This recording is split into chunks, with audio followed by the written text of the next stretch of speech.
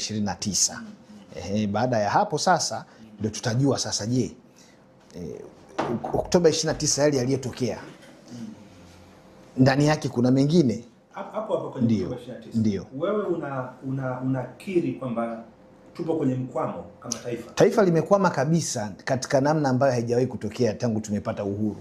Nini yani huo mkwamo? Ni mkwamo upi? Mkwamo ni kwamba mkwamo unasababishwa na uongozi mbovu. Kwa sababu hili taifa liweze kustawi, lipate maendeleo, linahitaji uongozi thabiti, uongozi madhubuti. Kuna nukuu moja ya baba wa taifa Mwalimu Nyerere, alisema ili nchi iweze kupata maendeleo inahitaji vigezo vinne: inahitaji watu, ardhi, siasa safi na uongozi bora. Sasa matatizo yote ambayo tunayaona sasa hivi chanzo chake ni uongozi mbovu, uongozi ambao sio bora. Na huo uongozi ambao sio bora umezaliwa na siasa chafu. Kwa sababu kwa mujibu wa nchi yetu hauwezi ukawa na uongozi wa kitaifa isipokuwa tu kupitia siasa za vyama. Na ndio maana ukienda kusoma ibara ya 3, ibara ndogo ya kwanza ya Katiba ya Jamhuri ya Muungano wa Tanzania ya mwaka 77 inasema Tanzania ni nchi ya kidemokrasia itakayokuwa inafuata mfumo wa siasa za vyama vingi, na ni nchi ya kijamaa. Ingawa sasa hilo swala la ujamaa pia linahitaji mjadala, lakini walau kwa madhumuni ya kipindi hiki ijulikane tu kwamba Tanzania kikatiba inafuata mfumo wa siasa za vyama vingi vya siasa. Sasa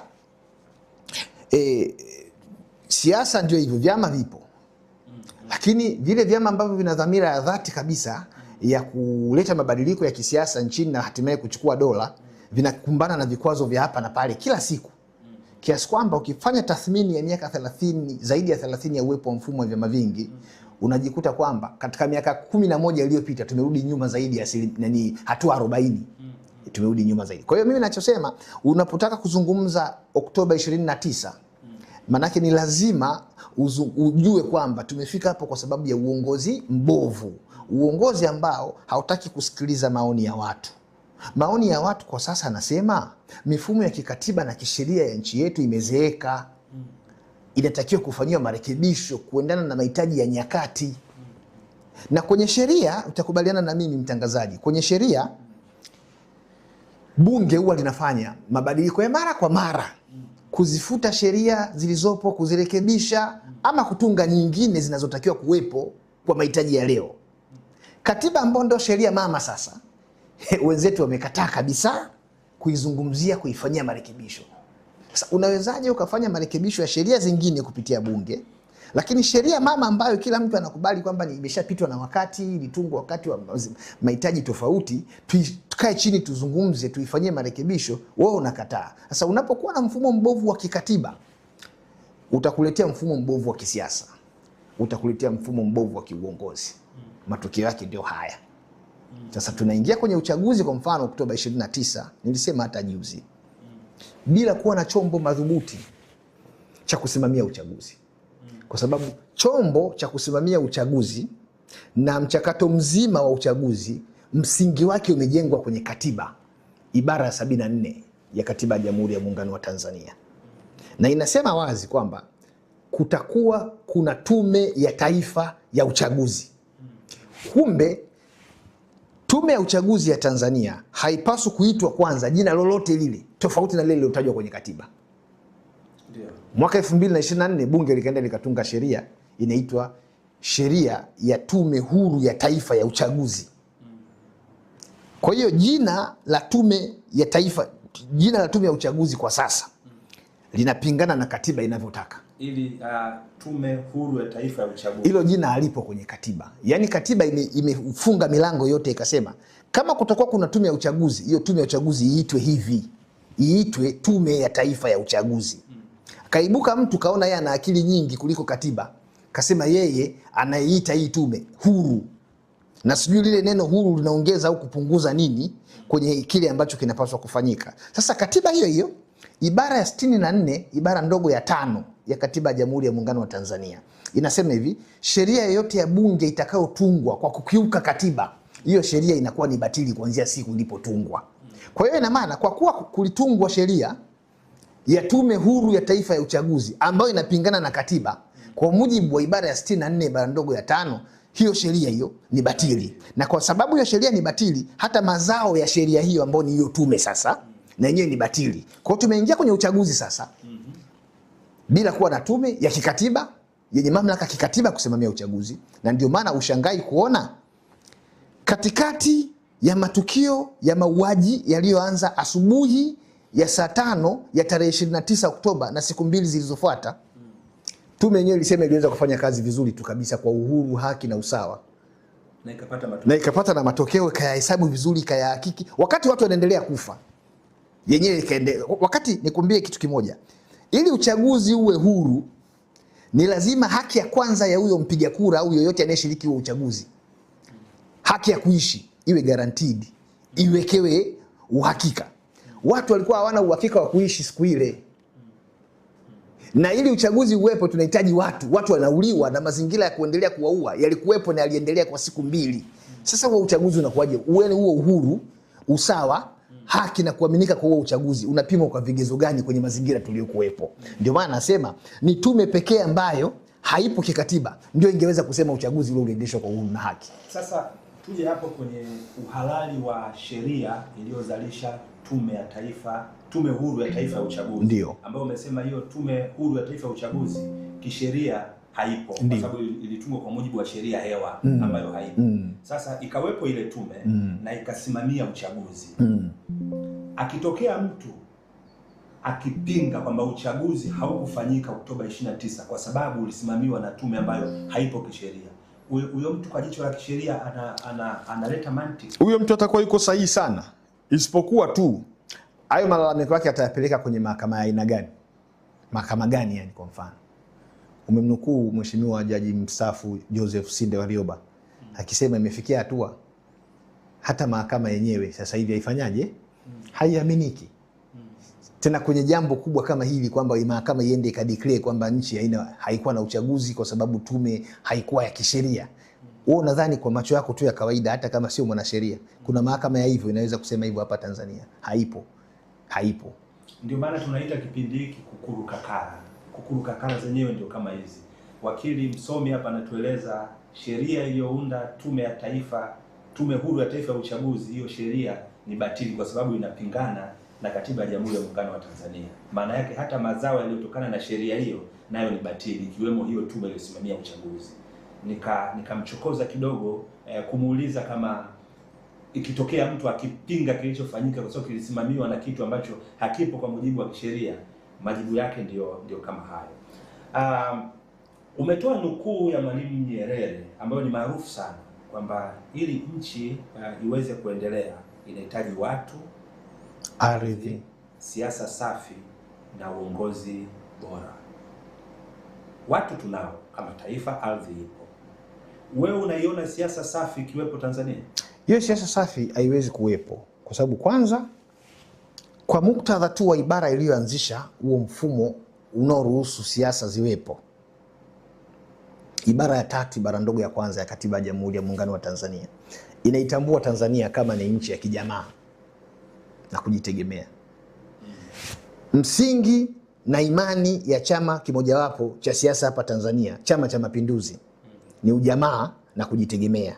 Na ndio maana utaona kwa kuwa katiba ilitungwa mwaka 77 na Chama cha Mapinduzi kilianzishwa mwaka 77, na kimsingi kilichoanza kuanzishwa ilikuwa ni Chama cha Mapinduzi afu ikafuata katiba, kwa sababu wajumbe wale 22 wale 11 wale 20 wale 10 kutoka Tanganyika na 10 kutoka Zanzibar, ambao Zanzibar waliongozwa na marehemu Sheikh Thabit Kombo Jecha, na hapa bara kwa maana ya Tanganyika waliongozwa na mzee Pius Chipanda Msekwa na wajumbe wengine sasa walikuwepo pale. Mwenyekiti alikuwa ni mzee Thabit Kombo Jecha, baba yake Mahmudu Thabit Kombo, na katibu alikuwa Pius Msekwa.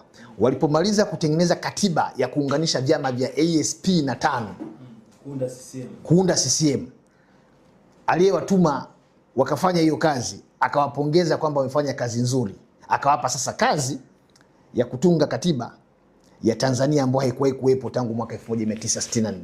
Kwa sababu wakati tunaungana, ukienda ukasoma zile hati za muungano, Articles of Union, zinasema tutakuwa na katiba ya mpito ambao ukomo wake ulitakiwa kuwa mwaka 1965. Tukaenda mpaka mwaka 64 na katiba fulani hivi kadogo ka mpito.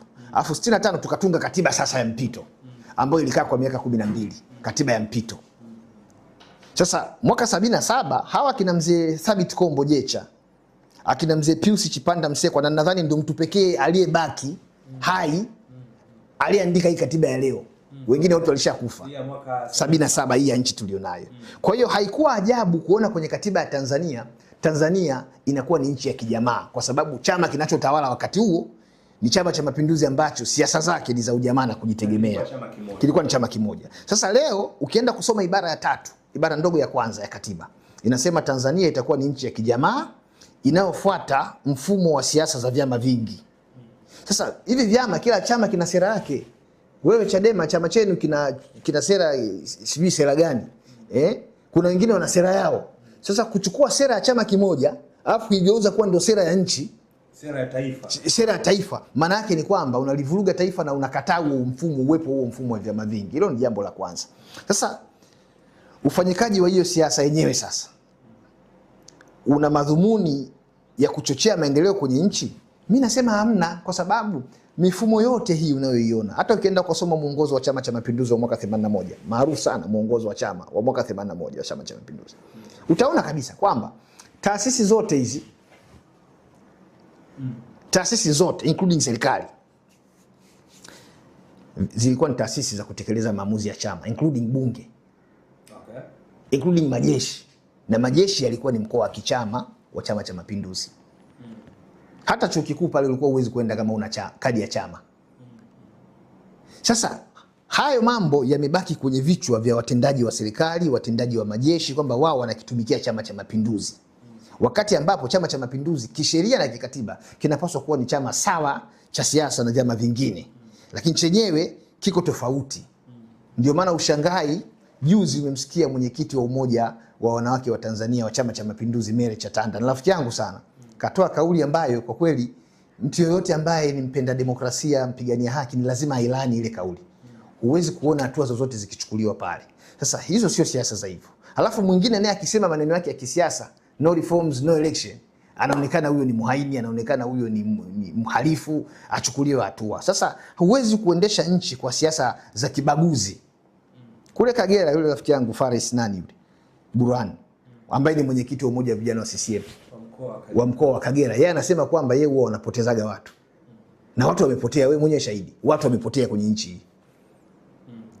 Tunaambiwa wanapotea kwa sababu za uchawi. Basi mchawi atakuwa ni Faris Burhani, sababu yeye ndio huwa anapotezaga watu na ipo kwenye rekodi. Chatanda akasema atamaliza Chadema akipewa siku moja, na watu huwa wanamalizwa. Kwa hiyo kumbe kama ni mganga wa kienyeji atakuwa ni Mary Chatanda, atakuwa ni Faris Burhani ambao wanapoteza watu, atakuwa ni Harry James ambao alisema huwa wanaua watu. Sasa na ofisi ya msajili, uliwahi kuona barua ikiandikia Chama cha Mapinduzi kutokana na hao makada wake kutoa kauli kama hizo? Hiyo barua tangeiandika, mimi singeona kama ina maana yote. Aandike asiandike, aseme asiseme, hawezi kufanya chochote. Kwa sababu bado mindset za watendaji wote wa serikali ni za chama kimoja.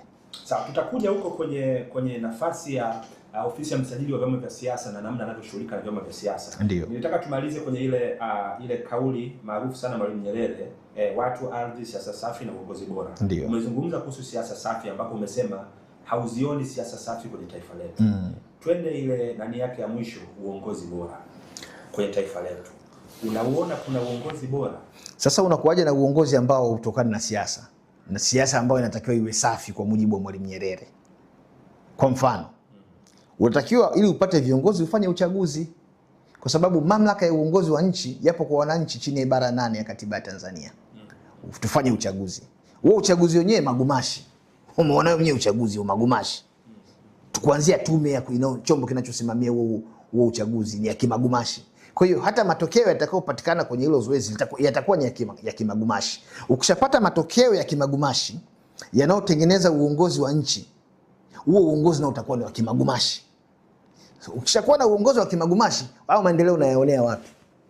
Unaona tunakopa sana kama nchi kupitia uongozi uliopo. Deni la taifa linaongezeka, limefikia trilioni 100 na ngapi kwa sasa hivi.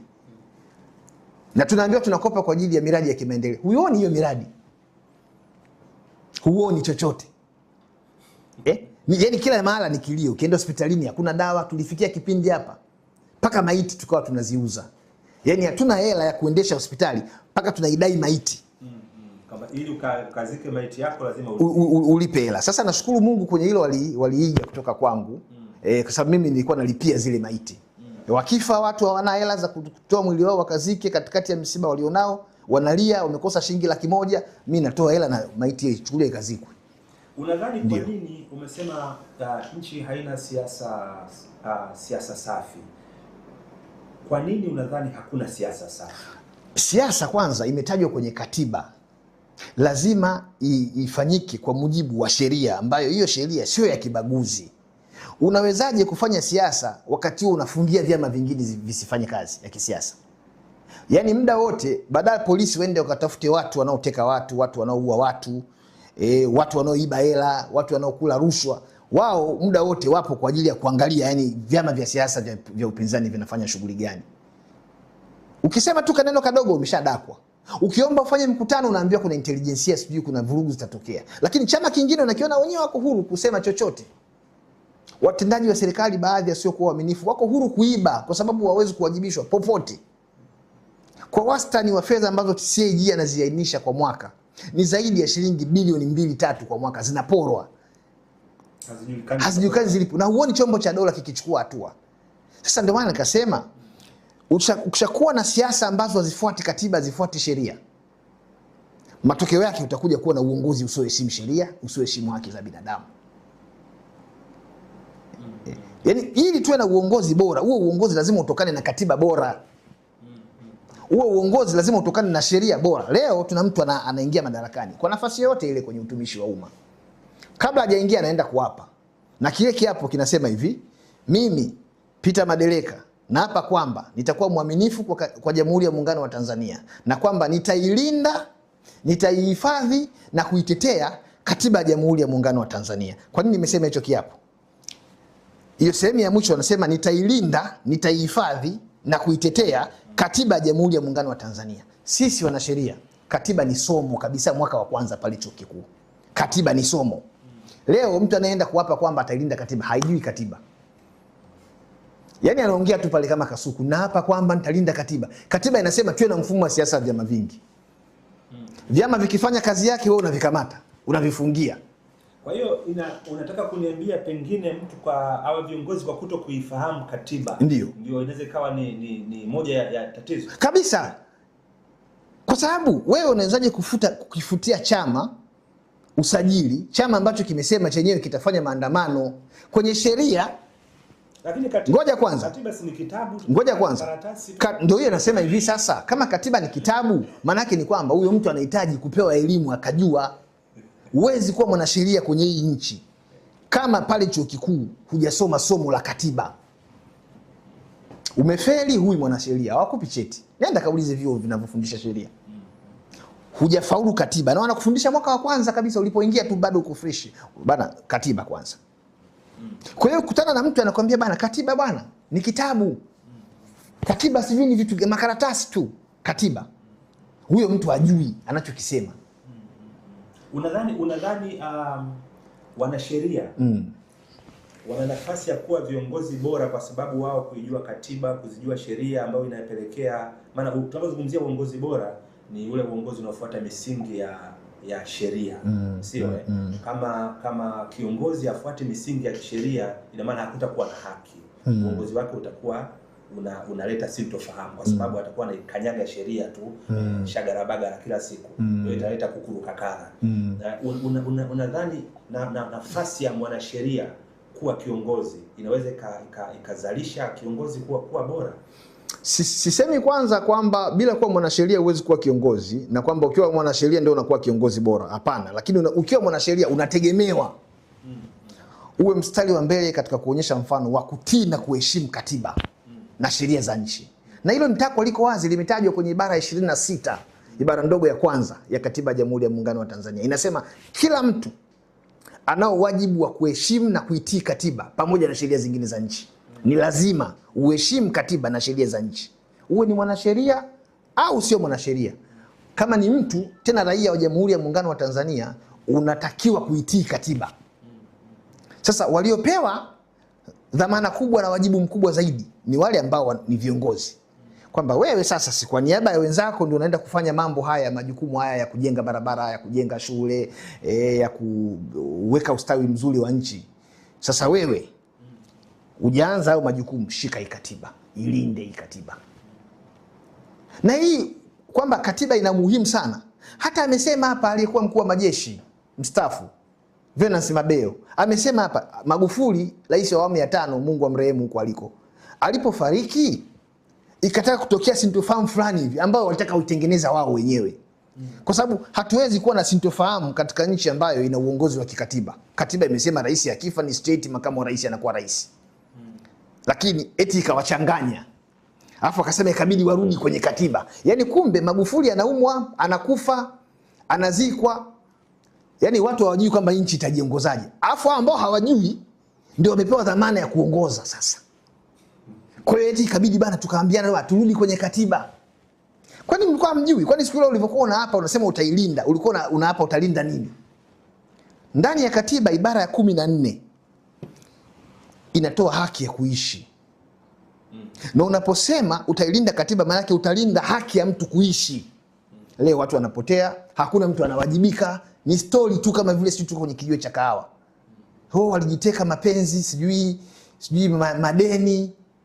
Basi kama ni madeni, watu wanatekwa kwa sababu za madeni. Hizi benki zote zinadhani kesho zitafungwa kwa sababu benki zinawadai watu mikopo mingi tu. Hata wewe mwenyewe una mkopo hapo ulipo ikiwezekana. Kwa hiyo you are potentially victim of abduction. Yaani watakudaka kesho. Si una mkopo wewe? Kwamba kama tunataka tuhalalishe kwamba moja ya sababu za watu kutekwa kwenye nchi ni madeni. Kwa hiyo kumbe kitengo cha mikopo cha benki yoyote ile, iwe CRDB, iwe NMB, iwe nini, hicho kitengo kinapaswa kifungwe kwa sababu kina wahakikishia watu usalama wao mdogo, kwamba watatekwa kutokana na madeni ya mikopo wanaoitoa kwa hao wateja wao. Okay, hapo kwenye sheria umezungumza sheria, ukazungumza umuhimu wa viongozi kuijua sheria japo kidogo kwa sababu na hapa kwa mujibu wa katiba ambayo katiba ni masuala ya sheria, sio?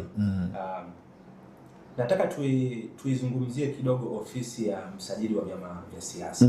Sasa hapo nadhani nitachanganya taaluma yako kwa sababu wewe ni wakili wa sheria lakini pia ni mwanasiasa. Kuwa mwanasiasa na kuwa mwanachama wa chama cha siasa ina maana moja kwa moja unaguswa na ofisi ya msajili wa chama wa vyama vya siasa.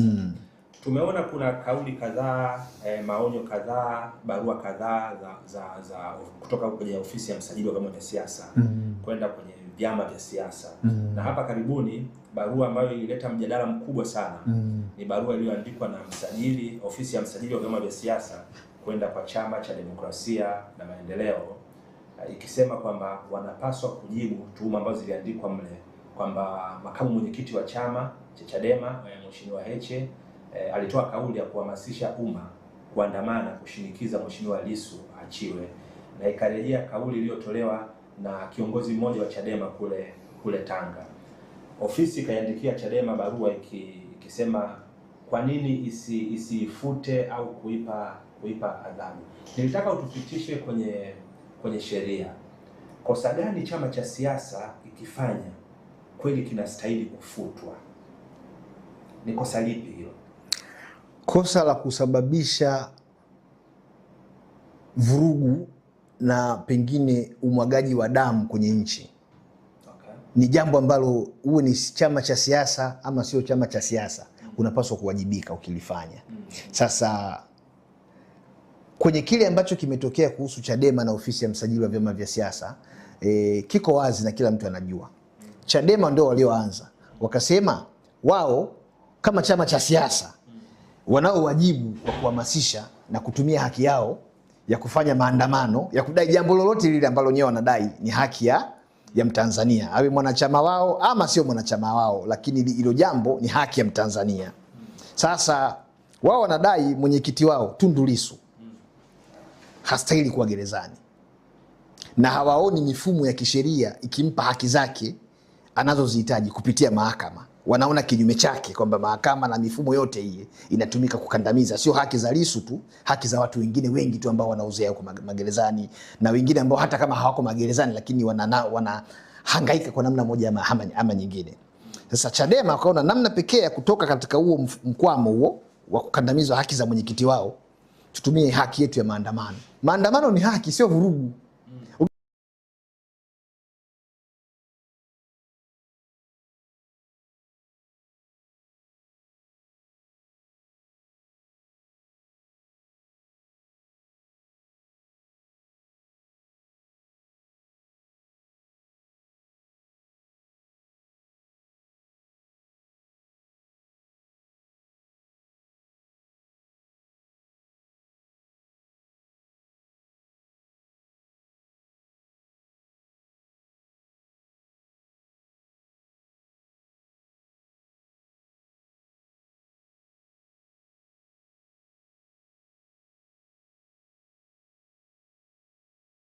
Mtu ashakwambia ataandamana, huwezi kumchukulia hatua yoyote. Maandamano yanayoandaliwa au yanayohamasishwa na Chadema kudai haki yao fulani, iwe ni ya Lissu, iwe ni ya nani, iwe ni ya nani, hakiwezi kuwa kigezo cha kukifuta chama cha siasa. Chama cha siasa hakuna popote kwenye mujibu kwa sheria ile ya msajili wa vyama vya siasa ambao ni sura ya 258 ya sheria za Tanzania. Sasa kama kisheria Chadema wana haki ya kuitisha maandamano kwa sababu ni haki yao ya kisheria.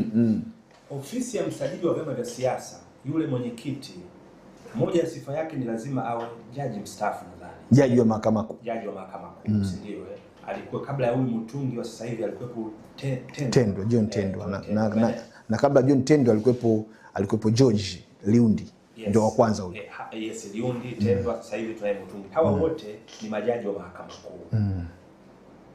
Napata tabu kuniambia kwamba ile yani wanatafsiri, yani hawajui sheria mpaka wanatafsiri kwamba Heche kuzungumza hiyo haki ya kimsingi ya wanachadema ya chama cha siasa kuitisha maandamano, yeye anaona kama chama kinapaswa kufutwa au kuadhibiwa.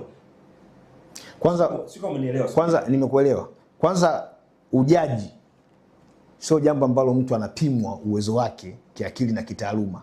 Ujaji huo ni zawadi kwa mujibu wa utaratibu wetu wa kupata majaji hapa Tanzania. Yaani anaweza akapewa anayejua hata asiyejua kwa sababu anapewa. Kwa nchi zingine ujaji unaombwa, unapimwa kwa kushindanishwa na wengine. Alafu tunajua lienda kamshinda fulani, amekuwa jaji wa mahakama kuu, amekuwa jaji mkuu, amekuwa jaji wa mahakama ya rufani. Na ameshinda kwa sababu ya uwezo wake. Sio amepewa mtihani, wewe ukapata 5, mwenzako akapata 10. Kwa hiyo tunamchukua huyu mwenye nyingi, maana yake huyu ndo anakushinda wewe, anajua huyu. Kuna mtihani mmepewa mkafanya. Hapa sisi ukiamka tu fulani kateuliwa kawa jaji. Kwa hiyo kama yanatokea mambo kama haya, usije ukashangaa kwamba huyu si ni jaji huyu.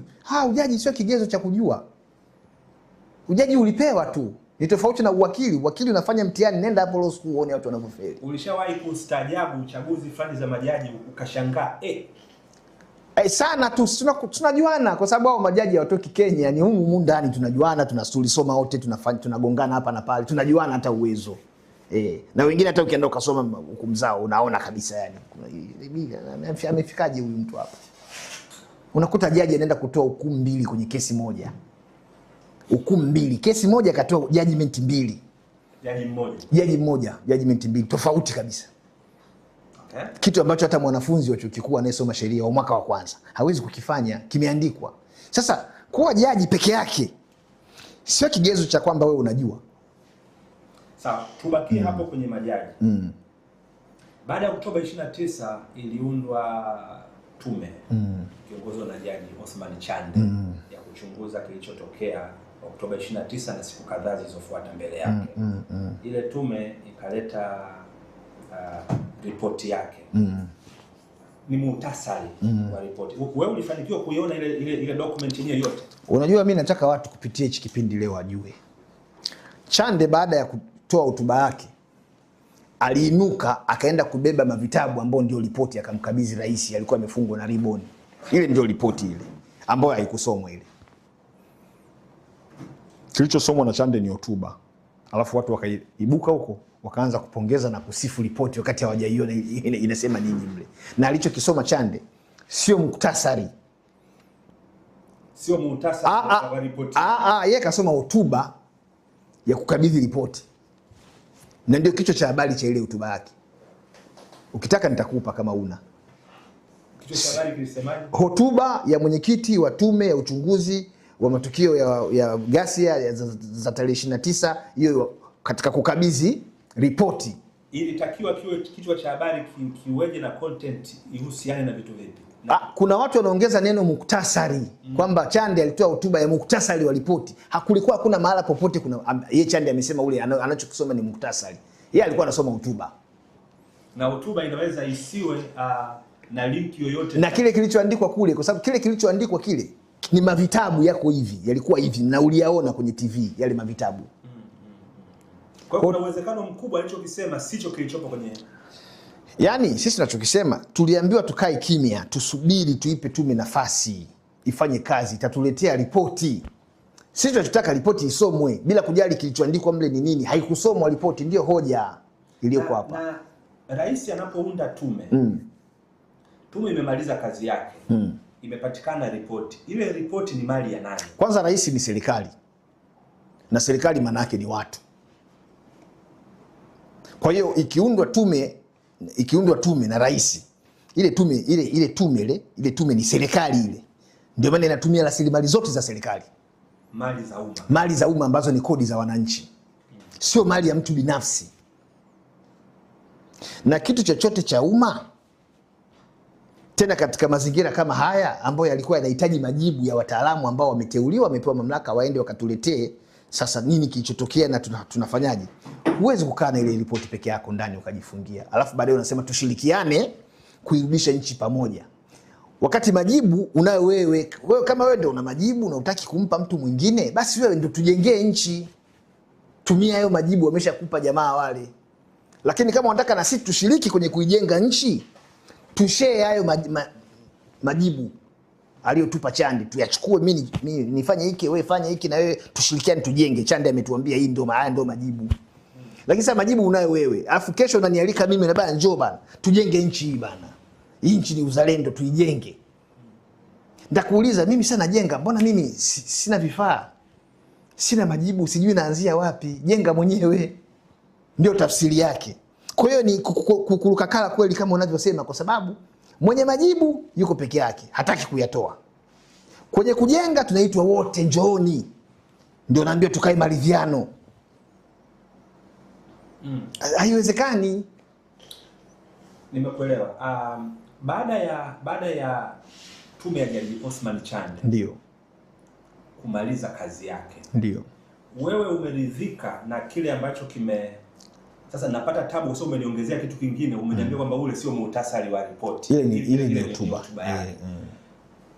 Kile ambacho alikizungumza Jaji Chande na ufanyaji wake wa kazi wewe ulitarajia ile tume ikimaliza kazi yake, ulitarajia kuona matunda yapi? Kwenye kukujibu hilo swali lako nitakurudisha nyuma kidogo.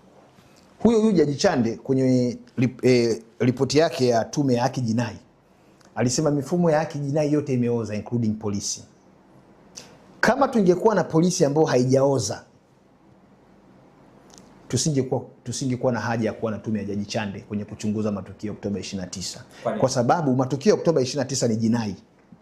Ni matukio ya mauaji, wameua watu. Yeah. Kazi ya kuchunguza mauaji ni kazi ya kisheria waliopewa polisi.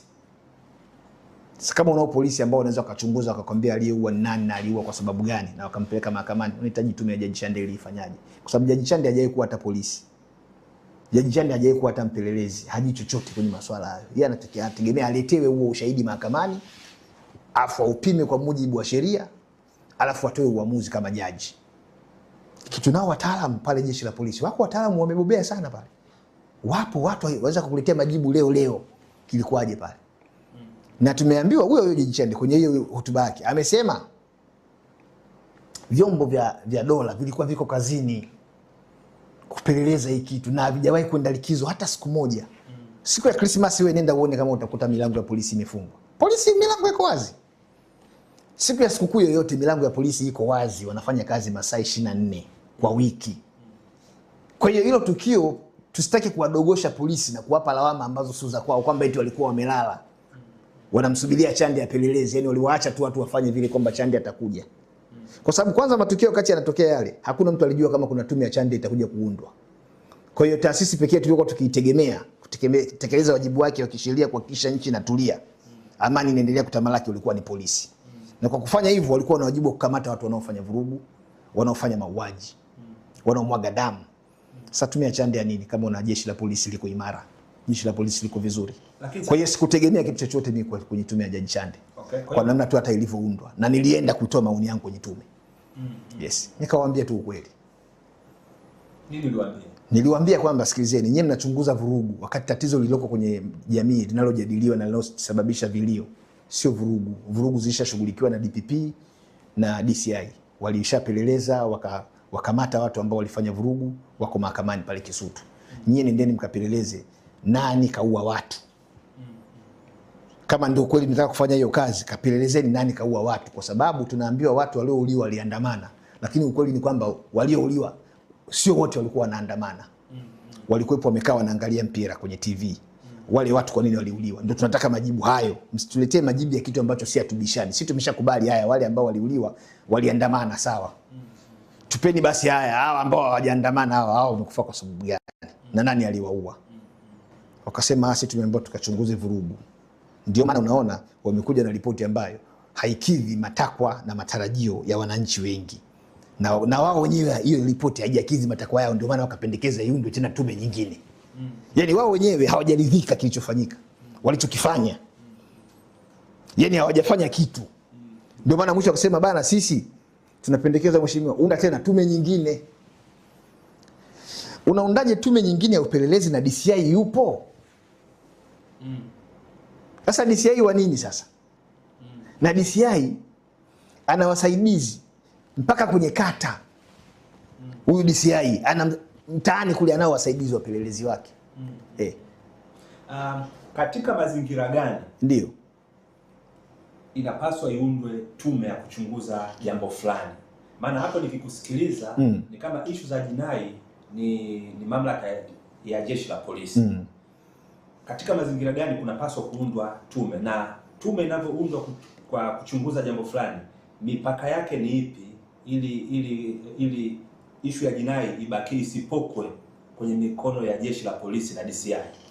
Kwanza, kwenye mazingira kama haya unaozungumzia haki za watu kuporwa, ikiwemo haki ya kuishi ambayo ni ya kikatiba chini ya ibara ya 14 ya katiba ya Tanzania, usingetarajia iundwe tume nyingine, kwa sababu ibara ya 129 ya katiba ya Jamhuri ya Muungano wa Tanzania imeanzisha tume ya utawala bora, tume ya haki za binadamu na utawala bora kikatiba. Na tume ya haki za binadamu na utawala bora imepewa mamlaka hadi ya kumshtaki mtu mahakamani ambaye anakiuka haki za watu, ambaye anakiuka utawala bora. Maana yake waliofanya mauaji kama ni viongozi wa taasisi yoyote ile walikiuka utawala bora. Maana yake hakunaga sheria inayoruhusu mtawala kuua watu. Kama walikuwa ni wananchi wa kawaida wamekiuka haki za watu wengine ambao walistahili kuishi. Kwa hiyo ulikuwa ni wajibu wa tume ya haki za binadamu na utawala bora kuchukua majukumu yake wakati wote yale mauaji yalipokuwa yakifanyika. Lakini matokeo yake hujaiona popote hiyo tume, licha ya kwamba inalipwa mshahara. Wanapewa na magari na ofisi nzuri na maposho na kila kitu.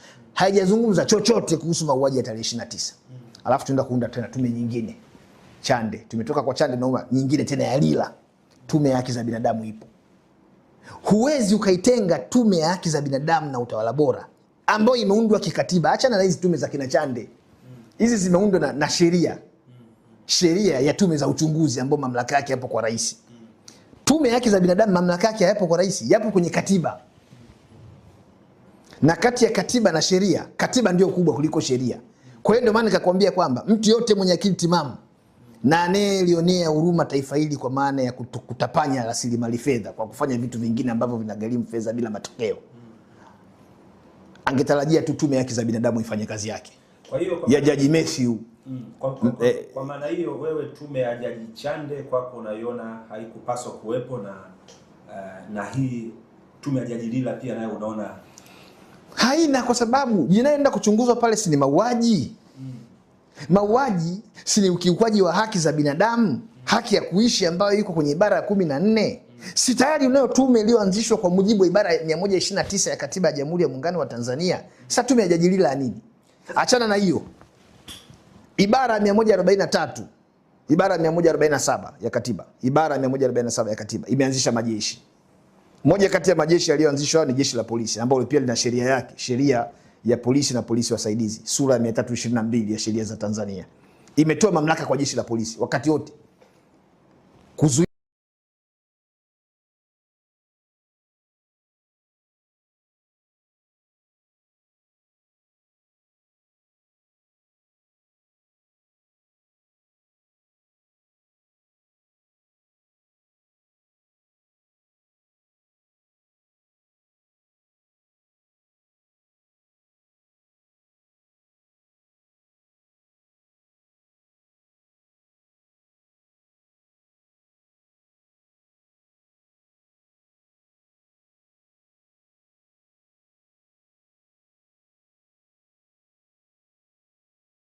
pia kompitensi yako ni kukumbuka hizo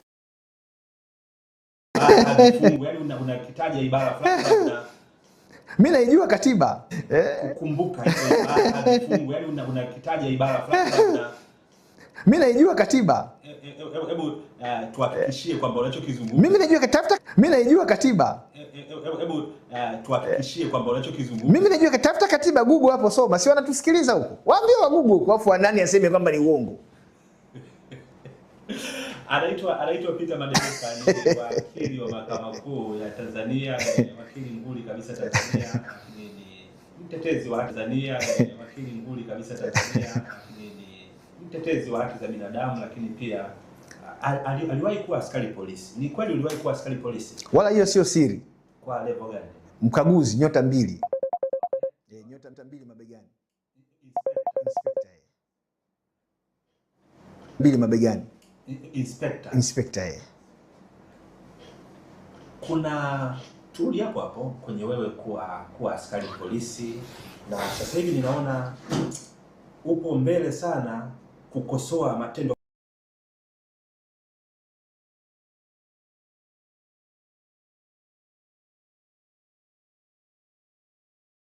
kadhaa yanayofanywa na jeshi la polisi ambayo yanakiuka haki.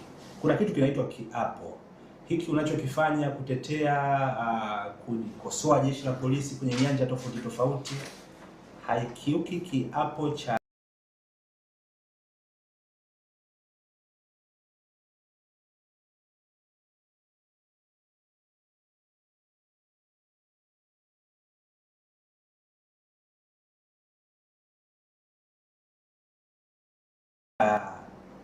wewe kuwa polisi? Kiapo gani yani? Unajua kuna sina kiapo chochote. Na upolisi wako ulishakoma.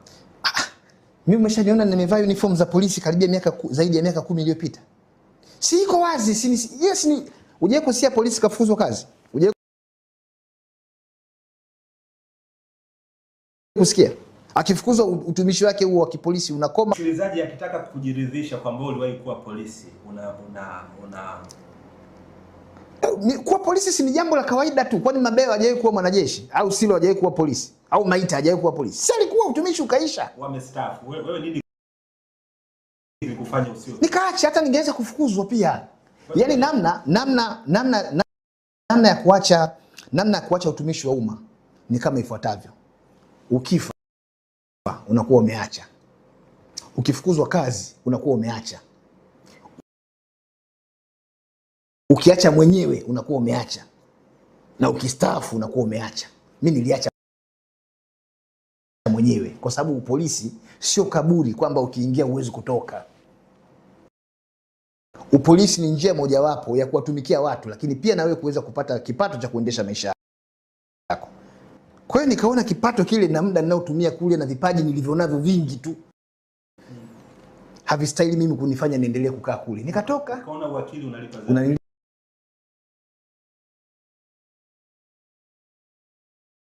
Lipa sana. Kwani wewe unioni? Sio tu kunilipa, unanilipa heshima. Mimi naheshimika bana. Mimi naheshimika. Peter Madereka. Kwenye hiyo issue ya wewe kuwahi kuwa askari polisi ndio cheo cha inspector. Ndio. Nilitaka tuhamie kwenye tukio la utekaji na ukamataji. Na utekaji. Kunakuwa na sintofahamu kwa Watanzania.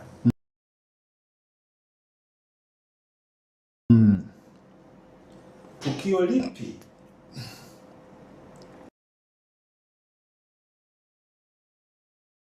linatafsiriwa hili ni la utekaji na tukio lipi linatafsiriwa ni la ukamataji wa polisi? Ukamataji unaofanywa na askari wa jeshi la polisi, afisa wa jeshi la polisi, umetajwa kwenye kifungu cha 12 mpaka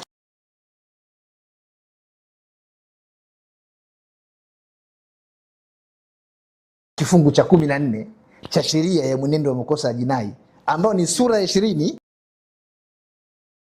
CPA, the Criminal Procedure Act cha 12. Nataka mtazamaji aangalie ikiwezekana afu atuandikie comment pale kama unatulisha matango poli.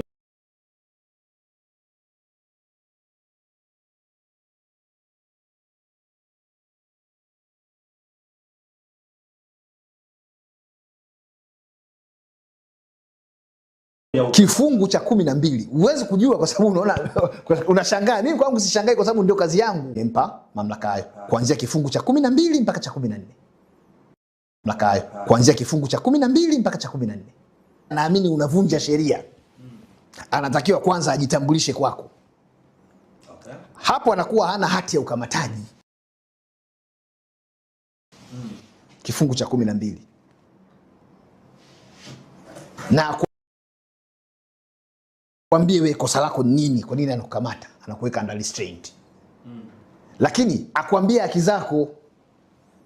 Unayo haki wewe ya kumuita mwanasheria hapa au ndugu yako yote, toa hiyo taarifa. Kama una simu piga. Lakini unaona ukamataji wetu siku hizi, cha kwanza unanyang'anywa simu. Kwamba ndugu hataki kujua. Lakini wakati mwingine polisi anaweza kumkamata mtu ambaye hafanyi kosa. Yaani wakati anamkamata huyo mtu anakuwa hafanyi kosa. Amekaa zake anakunywa kahawa labda kama hapa.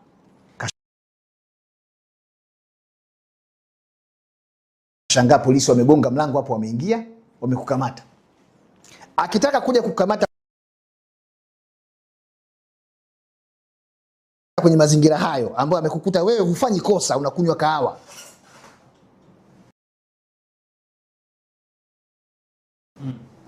anatakiwa aje na hati ya ukamataji, kwa sababu hiyo ilishapangwa.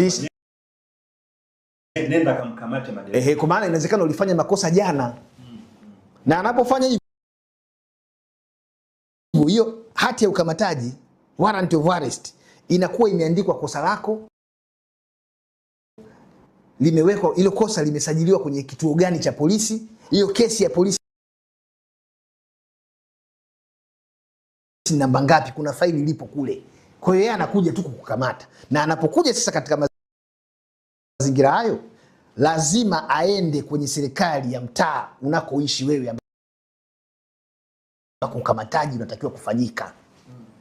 Si ameambiwa unakaa Tabata? Mtaa wa Jang'ombe pale kuna serikali pale ambayo ipo kwa mujibu wa sheria na mujibu wa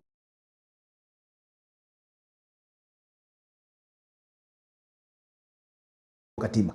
Kwa hapa Tanzania hiyo serikali ya mtaa wako hiyo ilichaguliwa mwaka 2024. Kwa hiyo kuna mwenyekiti wa serikali ya mtaa aende kule akajitambulishe, mimi naitwa polisi fulani, nimetokea kituo fulani cha Ng'ombe, nimekuja hapa, kuna mtu nataka kumkamata.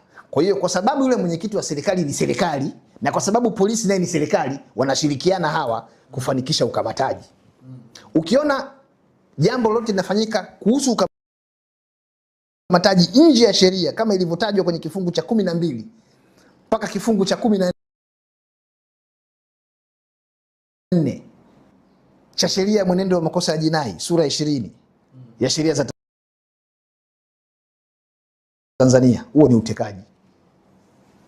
Kwa maana unaniambia polisi wakija kumkamata mhalifu ambaye hafanyi kosa wakati huo kwamba huyu alifanya kosa siku za nyuma, wanakuja kumkamata, lazima wawe na hati kwanza, wawe na hati ya ukamataji, wanatoka nayo huko, wanakuja nayo ile hati.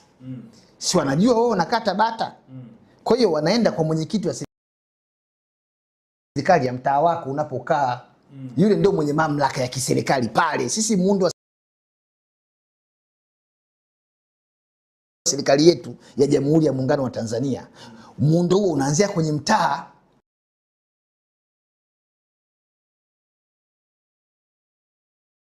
Kwa maeneo ya mjini na kwa maeneo ya vijijini unaanzia kwenye vijiji. Ndio maana mwaka 2024 tulikuwa na uchaguzi wa serikali za mitaa, vijiji na vitongoji. Kwa hiyo mtu yoyote anataka kutekeleza jambo lolote ndani ya mtaa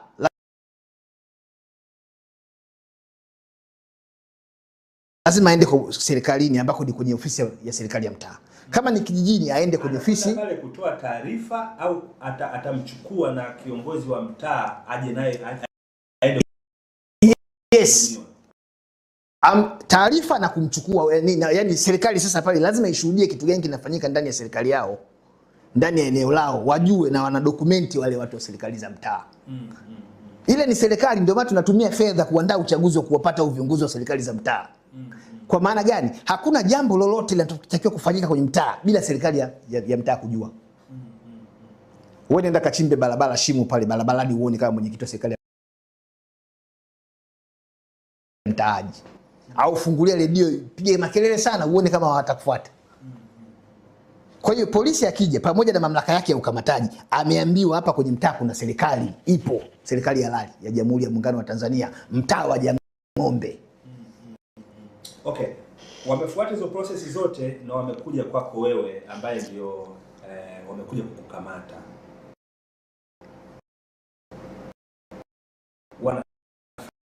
Wanafanyaje? Nini wanazungumza? Kwanza wanatakiwa kabla hawajaingia pale, lazima ndani mwako lazima wasachiwe. Usachiwe? Wasachiwe wao, wasije kukuletea bangi mle. Wasachiwe wao. Kwamba una wasachi, nani anayeingia ni fulani. Wakati huo mtaa unajua wewe unatumiwa kwa kosa gani? Ni wezi tu kama wezi wengine. Okay. Na unaweza ukakataa. Sheria inakupa wewe haki ya kujilinda, self defense. Inakupa wewe haki kabisa ya kujilinda unapoona hii ni hatari. Na wala sio kosa. Na wala mtu hawezi kuja kujitetea kwamba sijui namna gani, atarudishwa kwenye utaratibu. Sisi tuko mahakamani. Mtu yeyote ambaye amewekwa kukamatwa kinyume na utaratibu unaotaja mimi ambao upo kwenye sheria, huwa anaachiwa mahakamani. Kama walikukamata kinyume cha taratibu, alafu akakupeleka mahakamani kesho yake kwamba uliiba simu. Hata kama uliiba kweli. Sasa hatuwezi kujua kama uliiba kweli kwa sababu taratibu hazikufuatwa. Na unajua sheria sio la amri. Kwa hiyo kabla kesi yenyewe haijaanza, tunaanza kwanza mchakato ule wa kukamata, kwa sababu the foundation of any criminal case ni kuanzia kwenye utaratibu wa kumkamata mtu. That is the foundation of a criminal case. Kwa hiyo for a case to succeed in a court of law, lazima mahakama ijiridhishe ili jambo. Si la kisheria, nimekutajia kifungu cha 12, cha 13 na cha 14 kinazungumzia ukamataji wa huyu mtuhumiwa ulifanyika namna gani. Kwa hiyo kama ukamataji ulikiuka sheria, mengine yote yaliyofuata hapo hayawezi kuwa halali.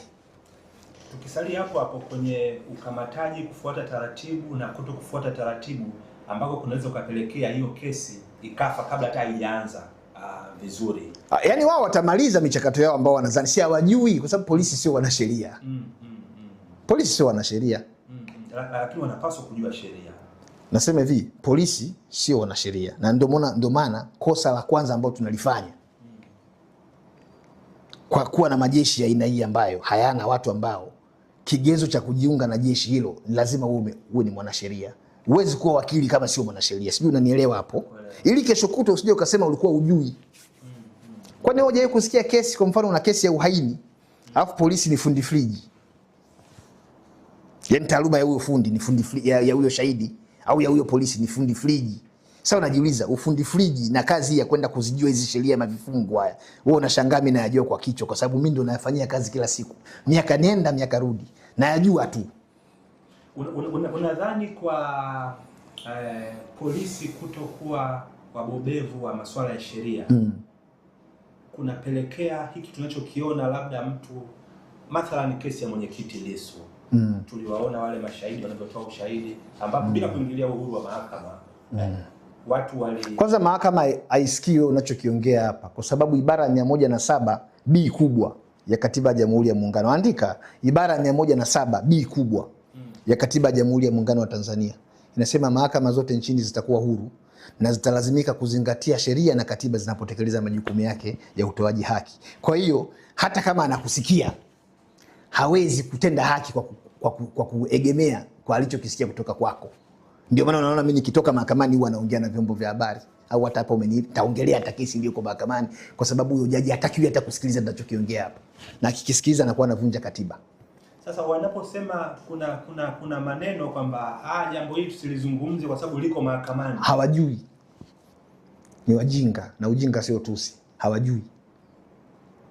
Mahakama, ulishawahi kusikia mtu mahakama imesema hivi? Umeshawahi kusoma hukumu ya mahakama yoyote imesema hivi, tunamfunga Gelva yenda miaka 7 kwa sababu juzi tulipoona pale kuna maoni mazuri kwenye kipindi cha ITV alitolewa akatushawishi sisi mahakama kwamba Gelva aliiba? Ulishawahi kusoma? Mahakama inakufunga kwa mujibu wa sheria na ushahidi ulioletwa pale mahakamani, sio kwa yale ambayo mahakama ilisikiliza ITV wanaongea nini alafu yenyewe ndio ikaenda kuamua hivyo. Na ndio maana moja kati ya vyanzo vya sheria, sources of law, ni case law precedent. Mahakama itakufunga kwa sababu tayari kesi kama hivi ilishawahi kuamuliwa. Sio ITV waliwahi kuandaa kipindi na sisi tukasikia ndio maana tunakufunga. Hawasemi hivyo. Kwa hiyo muktadha wa kanuni ya kwamba mahakama inapaswa kuzingatia sheria na katiba, maana yake ni kwamba mahakama haitakiwi kuzingatia vipindi vya ITV. Mahakama haipaswi kuzingatia na usemwa mtaani. Ndio maana yake, yenyewe izingatie nini? Sheria na katiba. Ndio maana mimi na kiburi cha kuongea. Ulishasikia nimeshtakiwa popote kwa kuongea kesi iliyoko mahakamani? Anayeongea hivyo haijui ibara 107, na ninakwambia leo uijue. Ibara 107 B kubwa ya Katiba ya Jamhuri ya Muungano wa Tanzania imeipiga marufuku mahakama kuzingatia mambo ambayo hayahusiani na sheria kwenye kutenda haki. Ni nani huyu ambaye alitulisha wananchi matango pori ya aina hiyo kwamba kesi ikiwa mahakamani upaswe kuijadili huko nje? Mimi najadili tu. Sasa sijui ni nani ambaye amelisi huo ujinga, ila mimi kwenye huo ujinga mimi sipo. Madereka una uhakika? Mimi ni licensed, nina leseni ya kufanya kazi ya uwakili. Uwakili sio nywele kwamba kila mtu anazo. Kama unatutazama, naomba unaweza ukatoa maoni yako kumchallenge Mheshimiwa Madereka hapo kwenye comment. Kifanya ambayo yuko hapa jiandae ili upate cha anaweza akanitumia kwenye ujumbe hapa, alafu nikamsomea Mheshimiwa Madereka. Lakini kama nimemuelewa kwamba kesi ikiwa mahakamani haitufungi sisi raia kujadili kile kinachoendelea, kwa sababu tunachokijadili hakipaswi kuathiri maamuzi ambayo yatafanywa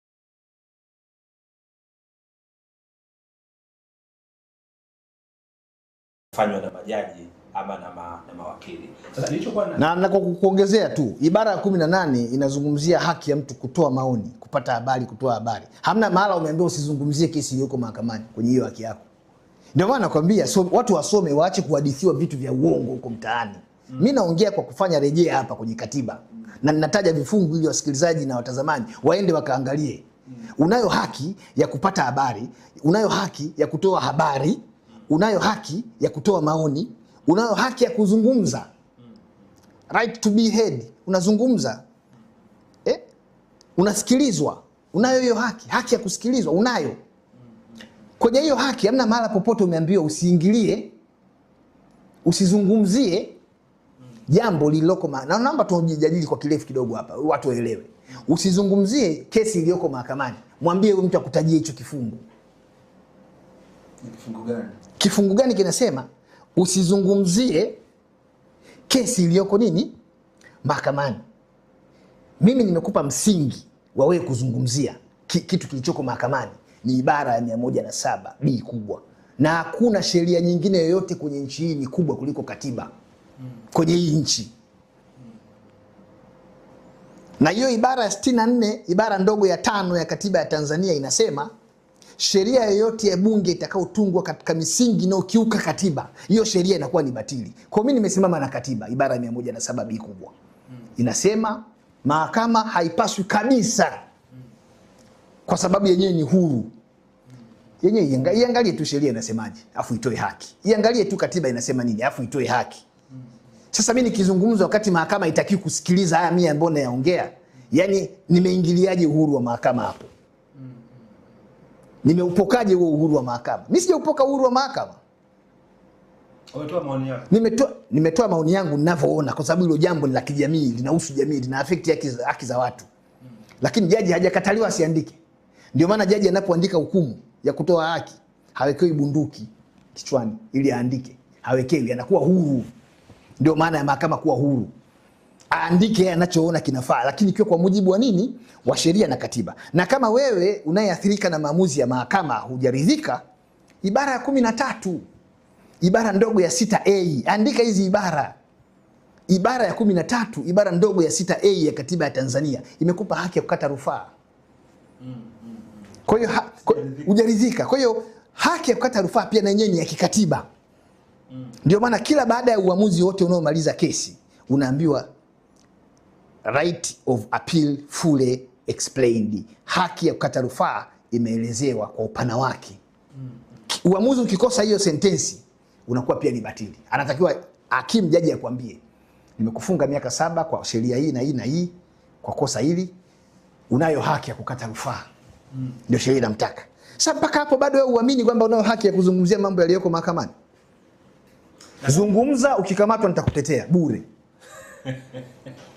Unani guarantee. Zungumza yaliyoko mahakamani, ukikamatwa nitakutetea mimi bure. Sawa, turudi pale kwenye ukamataji na utekaji. Juzi kuamkia jana kuna tukio moja lilizunguka sana kwenye mitandao ya kijamii la msaidizi wa Mheshimiwa Lissu kukamatwa, kutekwa, lakini baadaye jana asubuhi alionekana akiwa ana pingu, na kwa stories zilizopo ambazo alizitoa yeye na mashuhuda waliokuwa naye ni kwamba alitekwa na alifanikiwa kutoroka kwenye mikono ya watekaji. Haya masuala ya utekaji yamekuwa yametamalaki sana kwenye taifa letu. Ukiwa kama uliyewahi kuwa polisi, unafahamu utendaji wa jeshi la polisi, unadhani nini kifanyike kukomesha ishu ya utekaji ambayo ipo kwenye taifa letu? Kwanza mimi nawapongeza sana polisi. Polisi wa hii nchi hawajawahi kujihusisha na utekaji hata siku moja. Okay. Wala hawana mamlaka ya kumteka mtu. Polisi nawapongeza sana. Na ninawaelewa kwa sababu sio mara ya kwanza polisi kutoka hadharani na kusema sisi hatuhusiki na utekaji. Na mimi ni shahidi, polisi hawajawahi kuteka mtu. Lakini polisi wamepewa wajibu wa kulinda usalama wa raia na mali zao. Polisi hawawezi kuwa polisi kama watu wataendelea kutekwa, kama watu wanaendelea kutekwa. Kwa sababu kazi ya kwanza ya polisi ni kulinda mtu asitekwe. Na kama watu wanaingia wanateka watu na polisi wapo, ni aibu. It is a menace. It is a disgrace to the police force. Kwa hiyo haitoshi kusema tu sisi hatuhusiki. Sasa anayehusika nani? Hii nchi raia haruhusiwi kumiliki pingu. Hakuna kibali cha kumiliki pingu kwenye nchi hii kwa raia yeyote yule. Awe muuza chipsi, sijui anauza karanga, haruhusiwi kuwa na pingu. Na jeshi la polisi, na mimi nampongeza sana, alikuwa ni IGP mstaafu Simon Siro. Ndio alipanua huduma za kipolisi. Zimeenda mpaka kwenye kata. Leo kwenye kila kata ukienda unamkuta polisi mwenye nyota hizi 2, ndio mkuu wa polisi kwenye kata husika. Wenyewe wanaita polisi kata. Enzi zetu sisi mtu nyota 2 umpeleki kwenye kata bwana wewe. Mimi nilikuwa nafanya kazi makao makuu ya upelelezi pale. Makao makuu ya jeshi la polisi, makao makuu ya upelelezi. Vitengo vizuri tu. Unipeleke mimi na nyota 2 polini huko, sio kwenye kata gani huko. Lakini sasa hivi kutokana na mahitaji ya nyakati. Polisi limepanua huduma zake mpaka kwenye ngazi ya kata ambako wamepelekwa wamepelekwa askari wenye nyota mbili kusimamia sasa hayo mambo. Kwa hiyo ungetarajia kwa huduma hiyo watu wasitekwe, na kama watu wanatekwa, polisi wameshindwa kazi, hata kama wao hawahusiki kuteka watu. Na naomba nieleweke hapa, wao hawahusiki kuteka watu, ila wao wameshindwa kufanya kazi ya kipolisi kwa sababu watu wanatekwa. Sasa wameshindwa